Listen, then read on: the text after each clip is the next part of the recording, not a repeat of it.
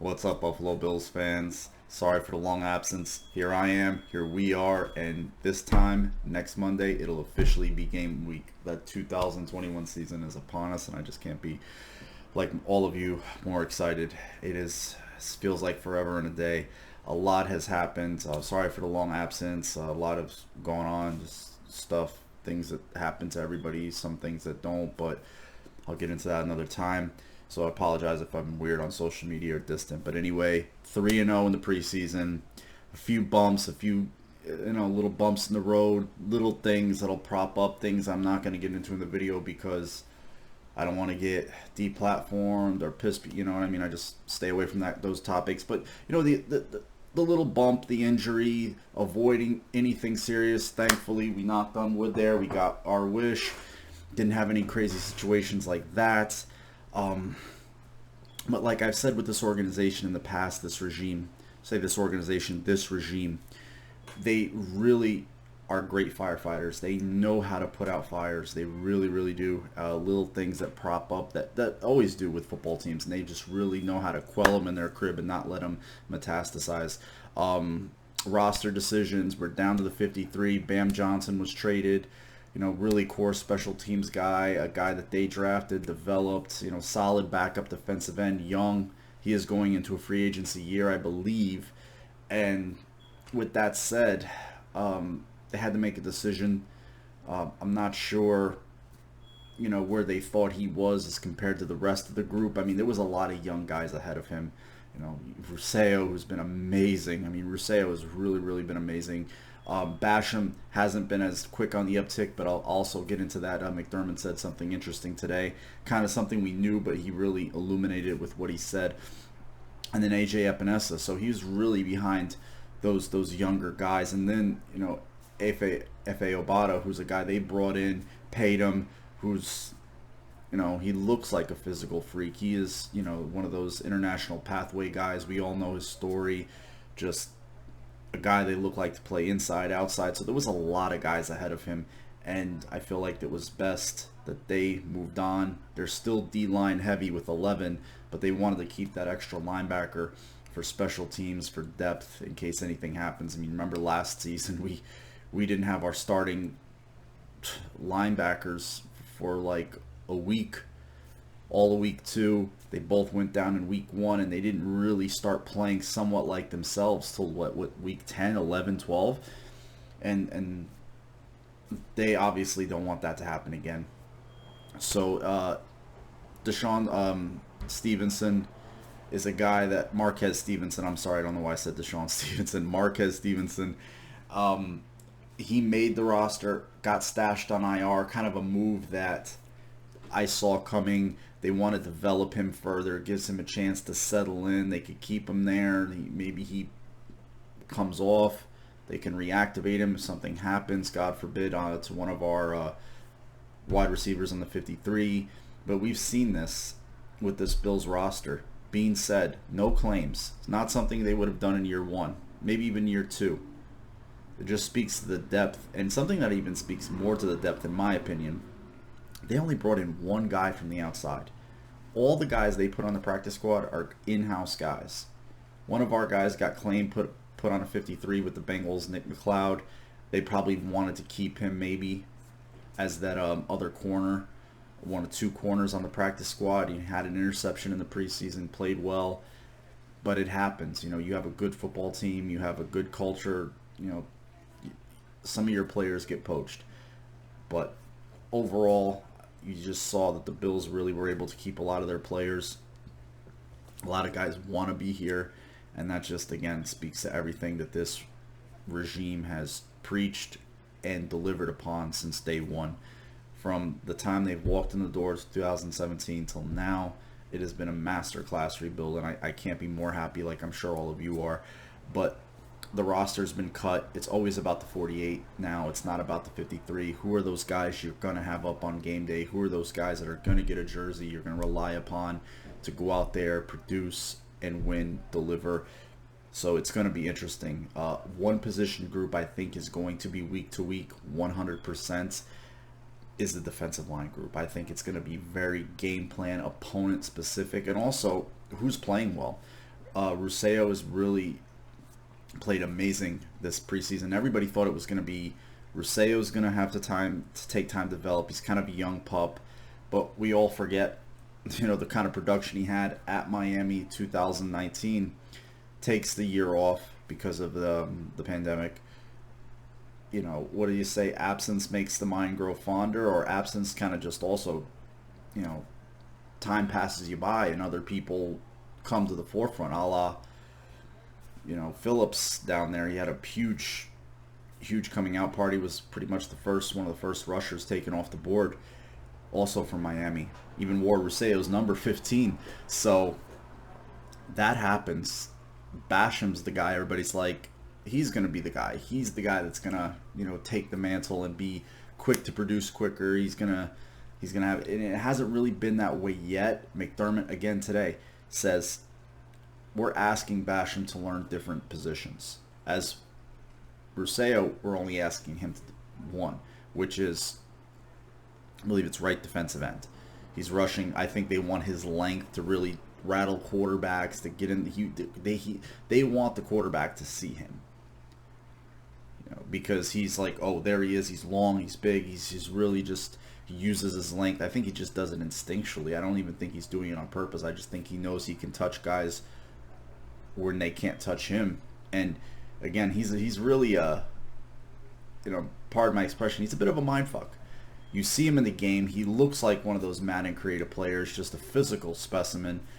Everything you would draw up in terms of physicality and size, and then you see him in the press conferences talking with the braces and the hair, and it's kind of like, sounds like a kid. He sounds like a teenager. It's just like, is this the same guy? And it is. It's truly insane. He's not even a man yet. He really isn't. You see him, he's not even a man yet. This kid, there's so much growth there. There's so much potential there, and I'm really, really excited, because that's a position, if they're able to hit on a pass rusher or two. We forget about Epinesa, we forget about Oliver, and those guys are still there. They're in the pipeline. They're getting developed by the same staff, the same defensive line coach. And if one or two, potentially three of these guys pop, that's going to be the prescription for the affliction, because that'll be huge. That'll take this defense from being a very good defense to potentially elite to potentially all-time. And that's, you couple that with this offense, and then you're really looking at something special. So the 53, the 48, it's pretty much set in stone. Granted, there's tweaks, there's changes. A little injury will happen. Maybe somebody gets moved. Somebody jumps ahead of somebody. I think there are a couple of pieces that could be moved. Maybe one of the defensive ends eventually gets traded. I don't see that right now. I think they really value having Addison and Hughes there as sounding boards, as guys who can play fresh in the fourth quarter, just pin their ears back and rush the passer, and have these young horses really take the brunt of the physicality early in game, mid-game, certain situations. That's where I think it's going to be a lot of moving parts on that defensive line until they really settle in on what these guys are. This guy's playing, or these group, or this certain few, they're playing way too well to take them off the field. And on the offense, it's pretty much set in stone. We all know who those guys are. A bit of a surprise was the Bills only going with two tight ends. Reggie Gilliam mitigates that. Now he's a fullback hybrid, listed as a fullback, but can play tight end, H-back. He was taking handoffs in the Chicago game, straight up like a running back in single back formation. So that's just shows more of his versatility. He plays on all four special teams units, and it just goes to show their faith that they have in themselves to develop players, and their faith in Dawson Knox to be able to develop even more, not just as a receiver but as a blocker. He did have a drop in the preseason. Everybody instantly just went right to him in the Chicago game for that. I understand it. It was definitely a catchable pass. I mean, you definitely don't want that in a regular season in a key situation or any situation. But he's gotten better. His second half, his last quarter of last year was so much better than any stretch during his career. He just needs to stay healthy and be consistent. And I think we got a player there. But overall, we know this offense is going to be pass heavy, tight, wide receiver centric. Jake Kumaro, touchdown Jesus, is on the roster. Emmanuel Sanders. So those are the two differences in terms of last year's wide receiver group. And then I think the Bills are sitting on a star in Gabe Davis. That touchdown he caught from Josh Allen in the Green Bay game, it was a laser. He just gets open. He's sure-handed. He's tough. He's deceptively fast. He's got good size. And he just finds the end zone. There's just certain players, whether they be running backs, tight ends, wide receivers, they just have a nose for the end zone. And this kid, he had a couple of touchdowns, one called back on a penalty last year. I think he dropped two, but he led I believe he was tied with the lead in touchdowns for the Bills last year. He just has a nose for the end zone, and I think is when learning from Beasley, learning from Diggs, and now Sanders, just you see it. You see the game. You see it slow down, and you see this kid just ready to do this. Not do this. I think he's ready to do this. I know I'm getting way too fanboy ahead of myself, but it's fun. But we're going to have fun right now. We're going to have a little comedy hour. It's not comedy hour, but it's laughably predictable. Now I'm going to get into the division a little bit. You got the Patriots, you got the Dolphins, you got the Jets. Depending on who you talk to, one of the two, the Patriots or the Dolphins, are going to be challenging the Bills. But, there's still your huge swath of Patriots truthers, the Bill Belichick bathwater guzzlers.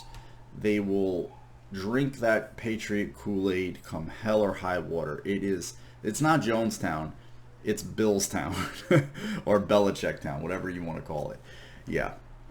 And sure enough, during the 53 cuts, it's like they're cutting Cam Newton and they're rolling with Mac Jones.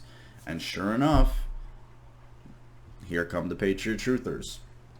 A la so many. And I'm not saying Mac Jones, he played well in the preseason.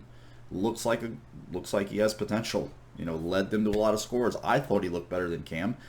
I saw no reason why they should have Cam Newton on the roster. He's not a backup quarterback. You have to completely change your offense if and when he was your backup quarterback.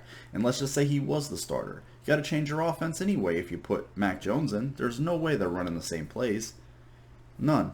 Pass plays. None whatsoever. And the way a defense is going to play them is going to be entirely different. They're polar opposites. So it only made sense that you have Mac as your starter and a guy like Brian Hoyer as your backup, much more suited for that role. The offense stays the same, experience in the system. And if you watched Cam last year, you hear these people, and some of them even in Bills media, just gush over the fact the Patriots got all these weapons, the tight ends in particular, Juice Smith and Hunter Henry. And there was some, Bills heads, on the radio and stuff, just like, oh, Cam's poised for a breakout year. He's going to bounce back. Cam hasn't been good since 2015. He's been average to not good to bad to non-existent. Okay? And I've seen this mistake time and time again. Since time immemorial, guess what you do when you get a bad quarterback or a declining quarterback, good weapons? Nothing. You do nothing. You basically just have good players out there with nobody to accentuate or put their talents on display. It's like two different types of players in terms of where they were drafted. They were Bills quarterbacks. One had considerably, somewhat potential at one time. One was considered just a guy. Now a guy is kind of a cult hero in Ryan Fitzpatrick. Trent Edwards had a lot more standing. He was a third-round pick. He had a little bit of success as a starter, but he flamed out. In 2010, who'd they have on the roster for him at wide receiver? At running back, they had Terrell Owens, Lee Evans, Stevie Johnson, Roscoe Parrish. They had David Nelson. They had good players. They had Fred Jackson. They had Marshawn Lynch. They had C.J. Spiller. Those guys, they had ability. And you know what they had? They had a bad quarterback with good weapons. And what'd you get? You got nothing. Nothing. They put Fitz in. They had a little something. A little something. Better. Much more fun to watch. Let's just put it that way. Much more palatable. But that's it. And I think Jones gives them that. He just looks like he plays faster. Plays the game mentally faster. He's not body beautiful, but he just plays the game quicker. But my point is, the Patriot Truthers come out in mass. The Bills are on notice. Okay, Mac Jones looked good in the preseason. You know, and all these people know what happens in the preseason. There's no game planning. It's vanilla. You're playing with and against players who are not going to be in the league. We all know this. But it's like, forget that. You see what you saw. You know, they hand out gold jackets every week. I mean, Justin Fields was getting a gold jacket. Trey Lance was getting a gold jacket after the one long touchdown pass. It was just, it just goes into silly season. It just gets silly season. Like, we have no idea what these kids going to be. But again, I know, like, Josh Allen gets his contract, and today on 538, so it's a website, will Josh Allen regress? And it's funny because I clicked on that, and Dan Orlovsky had replied to that, and it was like an anonymous, basically for The Athletic, an anonymous scout or anonymous personnel director says that Allen might regress. And he said, Dan Orlovsky simply put, does he have eyes? So I thought that was funny. And I only with Allen, and I've said this before, I've only seen it with Allen. Baker was going to take off after his rookie year, right? Lamar Jackson was going to get even better after his MVP season. I mean, RG3 was going to just, I mean, guys like, get Trey Lance on the field. These guys are going to ascend. Josh Allen's going to regress. And we all know why it is. I don't need to say it. We know exactly why it is. Because there's people in a certain camp that have to continue to push a narrative, or just certain other narratives that they just can't come out and say, but they heavily insinuate it. And we know what they are. But I just found that funny. I find that narrative funny. But with the Patriot Truthers, the Bills are on notice. Mac Jones is going to come in and just, he's the next Tom Brady. You saw him with his shirt off after he won the national championship, the cigar. It looks just like Tom Brady at the combine. You know, come on. I look at this and I think to myself, do these people, they can go on Pro Football Reference, right? Bill Belichick's, and I will scream this from the mountaintop. 61-72 without Tom Brady as his starting quarterback with the Browns. His first season with the Patriots. He was 0-2 and going into his second season before Mo Lewis gave him the gift of 10 lifetimes and severed Drew Bledsoe's lung, or his lung or his spleen. 61-72. A sub 500 record as a head coach in 133 games. And we have to still sit here and get browbeaten to death by the Patriot bathwater guzzlers that Bill Belichick just knows things other coaches don't, has plays that nobody else knows about, designs plays nobody's prepared for, has magical ability, waves wands, and just makes little 5'8" wide receivers into, I mean, Julian Edelman was getting hauled. What? It's insane. Sit here and fucking tear down the walls of, Canton to get Andre Reed in the Hall of Fame. We got to hear about Julian Edelman. My God. It just never ends. Until that man retires, it'll just never stop. Meanwhile, in Miami, it's like they're still putting out the Deshaun Watson fires. And that issue, again, can go back, tie it back into the Josh Allen issue. How that isn't not even a national, it's just a national story. It's just like you have one of the best quarterbacks in the league getting his name getting circulated in trade talk. with the stuff he has on his plate, and it's just barely a peep. Like, man, I know Miami dismissed it yesterday when Flores came out and said Tua's our quarterback, but my God, if what do they or not do they think about Tua for even that to be a discussion? He could have quelled that in his quip weeks ago. Armando Salguero said, look, Watson says it's Miami, Carolina in that order. And Miami has made overtures, don't like the asking price. Fair enough. So, again, for me, it's not a big year for Tua. It's a big, like, first half of the season. Because everything that they did last offseason, they undid. They got rid of Shaq Lawson. They got rid of, they cut Kyle Van Noy, who's back in New England. They had a little bit of a contract squabble with Xavier Howard because they gave Byron Jones big money. They don't really have a premier pass rusher, even though I like Phillips. I liked him a lot out of Miami. So I would say, like, I think he looks the part and he definitely plays the part. He plays fast. He's a really natural pass rusher, which is just as rare as franchise quarterbacks anymore. They have no running back of note. They have a lot of wide receivers, very wide receiver heavy. Gesicki's a really, really good tight end. Their offensive line, a lot of moving parts there. They have some good players, but nothing like wow. So yeah, they're in a weird spot. They're in Flores and them. They're in a weird spot for having just drafted a quarterback in the top 5, only being in their 3rd year. The stuff that went on with benching Tua twice, undoing everything they did in free agency last year, just kind of Eric Flowers just flushing that out.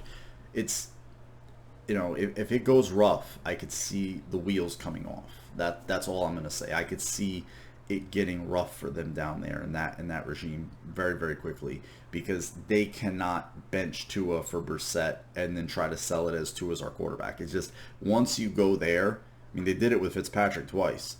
You go there with Brissett, it's like, okay, this is done. This is, you're using those 2 first-round picks next year to try to find another quarterback. But that's what's going on in Miami. Now with the Jets, which is more of a modest rebuild. They have a top 10 quarterback with 2nd overall with Zach Wilson. Well-spoken kid, looks like a 14-year-old. Robert Saleh looks like, he's buttoned down, got his shit together, looks the part, looks like the players respect him. So with that said, it's still the Jets. It's still the Jet organization. It's still the Johnson ownership. There's 2 factions in that building, in that organization.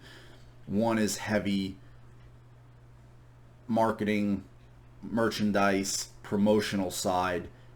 Then there's always the football side, and whichever one is the last one in the room with Woody wins. And generally, the money, the suites, the merchandise, the advertise, whatever, that wins 9 times out of 10. The sizzle always wins there, and I always think that undermines whatever good a football guy might have going on there. It's going to be interesting, because I think these guys, particularly Saleh's a little different. I don't understand the Joe Douglas love at all. He's been there for almost 2 years.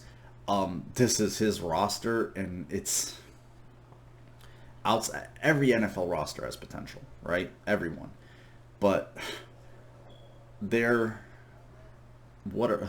won four games. Was it 4-5 games in the last 2 years?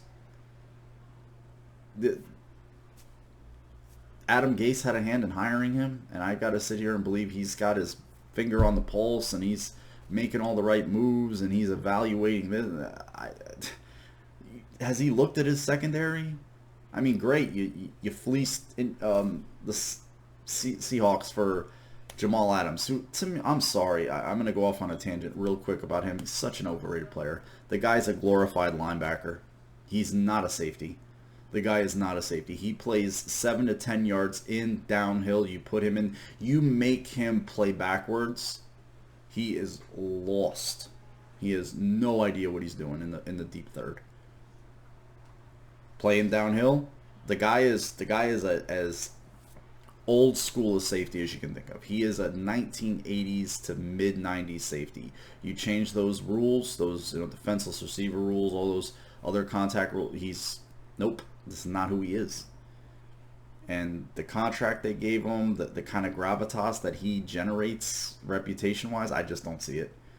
Poyer and Hyde are much better individual players than him, especially for that position in this day and age in the NFL. But they get barely any of the notoriety. So the Jets, I just, that's the issue. Several issues, but those are the issues. Is Douglas has been there. He's not a new kid on the block, and the Jets always piecemeal it. They never were cutting the cord on. They did it once with Rex and Itzik. They brought in the GM and the head coach in unison. They should have been fired in unison. They didn't. They got rid of Bowles, kept around McCagnon, let him spend $100+ million in free agency, draft a quarterback, then spend more money, and then cut him. And then they fired him. And that's the Jets. And Douglas is somehow clean to the record they had last year. I don't see how, but he is. I wouldn't say he was. I thought they should have just, when you do it clean. You don't do it in piecemeal. But this isn't a Jets video. My point of saying this, I just think the Bills have their foot on this division. They have to win this division. They have an extra game this year in which to help that happen. And I don't think it should be close. I think the Patriots, you look at them on paper, they're what they were last year. They're a 7 to best 9-win football team. That's without knowing what Mac Jones is and isn't. Maybe he comes in and bombs. Who knows? But I have to think he could give them a little bit more than what Cam Newton gave them as a passer last year. As a passer. Sorry for the helicopters.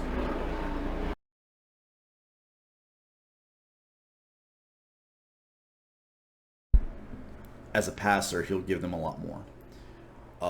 The wide receiver position to me is still Aguilar brought in. Myers.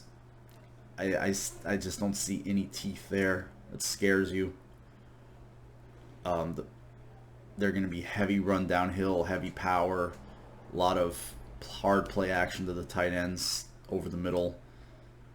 I just don't. Their defense to me was gashed horribly in the run game last year. They tried to bring in a lot of reinforcements. They're not going to have Gilmore for the first half of the year. To me, I just don't. And I think Belichick doesn't have the landing pad of Brady anymore. He doesn't have that. They don't have that safety net where they can play a bad game in the other two phases and have him to bail them out. They have to play Pro Bowl level special teams. They have to play top 5 defense and still hope to win a game. And I think they have some good young players. Jamondre Stevenson looks like a good young running back, but I just don't see. They don't have the GOAT anymore. Let's just put it that way. The Dolphins, like I said, there's just a lot of questions there. Tua gets a full year off the hip. Maybe that helps. I think it would, of course. He's got more weapons with Waddle and Preston Williams back and familiarity, but it is a weird setup with the 2 offensive coordinators running Chan Gailey's offense. It's very Miami's weird. And then the Jets are the Jets, but the Bills again. Allen looked very sharp in his brief. Was a little too long for me. Postseason stint. It looked like they just picked up where they left off, and it was in line with all the reports that we had heard coming out of the practices from the beat writers that he just looked razor sharp. There was like one off day that they had where they said Allen was okay, was a little off, but they said the rest of the time he was just threading the needle. And in that game, he was just playing pitch and catch out there. Just playing pitch and catch. You get open, I throw you the ball, you catch it, and run. That was it. But Bills fans, I am going to end it on this note. It is 30 minutes. I went a little longer than I thought I should have. I was trying to keep it at 20. I ended up rambling.